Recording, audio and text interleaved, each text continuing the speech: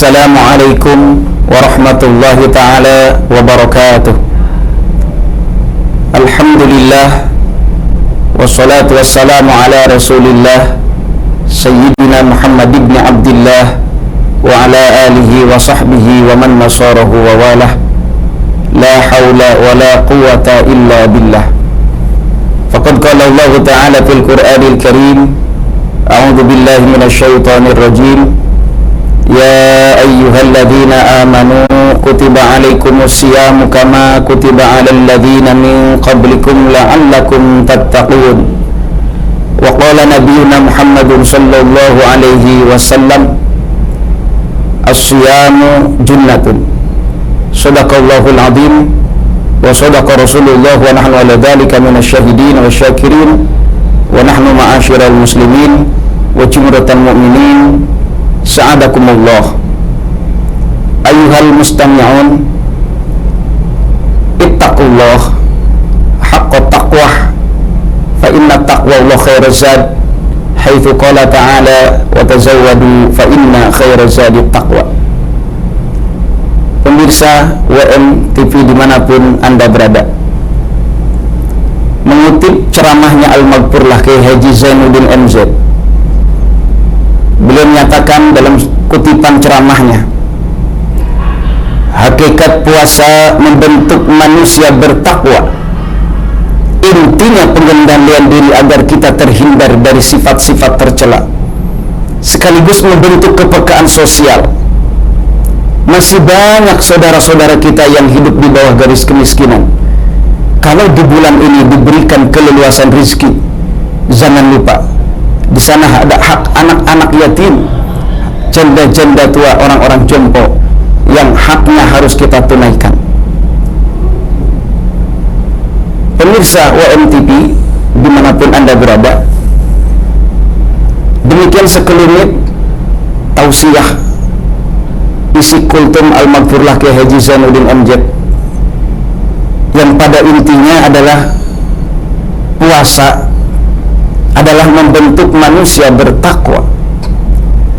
Takwa sebagaimana kita ketahui, imtisalul awamirillah wajtinabun nawahi, menjalankan segala perintah-perintah Allah dan menjauhi segala larangannya. Tujuan daripada Allah memerintahkan kita berpuasa adalah agar kita menjadi orang yang bertakwa. Siapa sih orang yang bertakwa itu? Di dalam Al-Quran Allah menyebutkan bahwa ciri-ciri orang yang bertakwa itu banyak. Di antaranya adalah alladzina yunfiquna fis sarra'i wad dharra.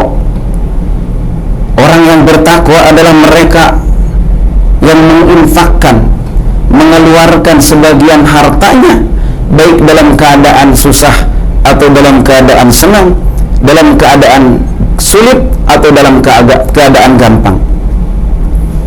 Para hadirin, orang ketika dia diminta, kalau lagi senggang, lagi mudah, lagi diberikan gampang, pasti akan mampu memberi. Tapi yang sulit adalah manakala ketika kita sedang sempit, jangankan untuk memberi orang lain, untuk diri kita sendiri kita tidak punya. Tapi orang yang bertakwa, dia tidak akan memandang situasi dirinya, apakah sedang sulit ataukah tidak. Ketika melihat saudara-saudaranya kesusahan, dia akan memiliki sifat empati sehingga ingin membantu saudaranya tersebut. Dan itulah salah satu ciri orang yang bertakwa yang pertama, alladzina yunfiquna fis sarra wa dharra.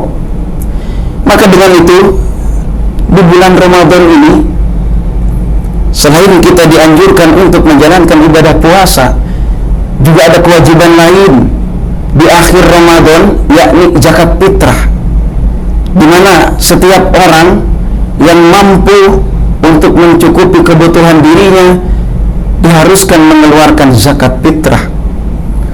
Zakat fitrah ini hanya stimulus yang akan berkelanjutan di bulan-bulan lain di luar bulan Ramadan.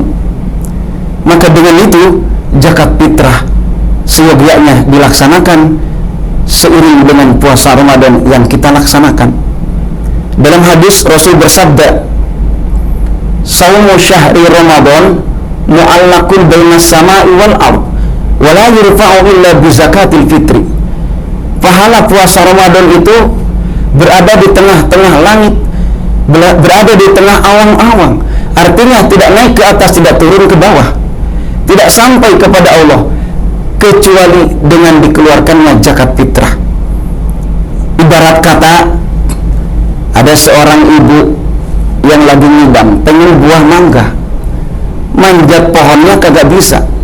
Akhirnya si ibu ini cari cara biar bisa ngajul mangga, ngambil mangga dari pohonnya tanpa manjat. Maka si ibu nyari gantar, nyari bambu untuk hantaran agar bisa ngambil mangga di pohon. Nah, zakat fitrah itu ibarat hantaran, ibarat bambu ketika si ibu tadi menginginkan buah mangga.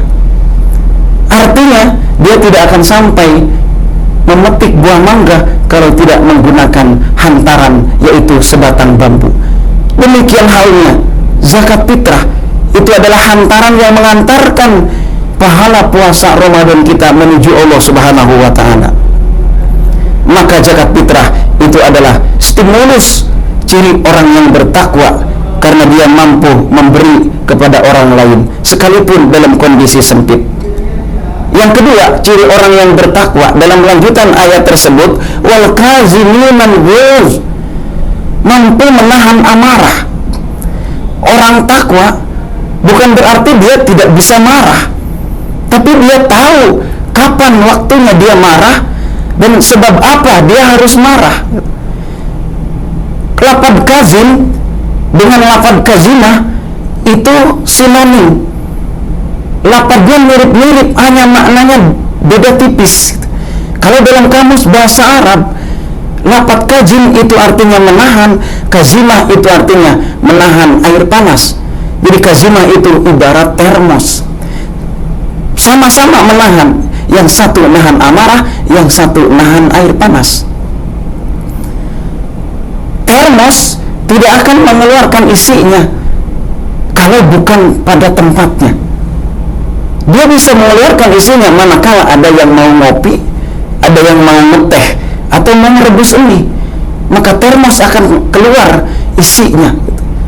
Sama halnya orang yang berpuasa, dia tidak akan marah karena dia mampu mengendalikan marah. Oleh karenanya, orang yang berpuasa, dia dituntut bukan hanya menahan lapar dan dahaga, tapi juga mengendalikan emosi manakala emosinya terganggu oleh gangguan dari luar. Dengan demikian, itulah ciri orang yang bertakwa yang kedua. Dan yang ketiga adalah ciri orang yang bertakwa dalam lanjutan ayat tersebut, wal atina 'anil nas, yang saling memaafkan antar sesama manusia. Maka di Indonesia, negara kita tercinta, ada tradisi yang di negara-negara lain tidak akan diketemukan, yaitu peringatan halal bihalal. Tradisi di hari raya Idul Fitri, di mana saudara-saudara keluarga besar berkumpul lalu mengadakan namanya halal bihalal. Halal bihalal ini hanya ada di Indonesia. Di dalam Al-Quran memang tidak ada ayat yang secara langsung, secara tersurat memerintahkan, memperingati, mengadakan halal bihalal. Tetapi kalau kita lihat secara linguis, secara kebahasaan, halal bihalal itu mirip seperti di dalam Al-Quran surat Ali Imran ayat 45 tentang kisos, bahwasanya kisos itu adalah al-ainu bil aini wal udhunu bil udhuni wal anfu bil anfi. Ini juga sama, halalun bihalalil.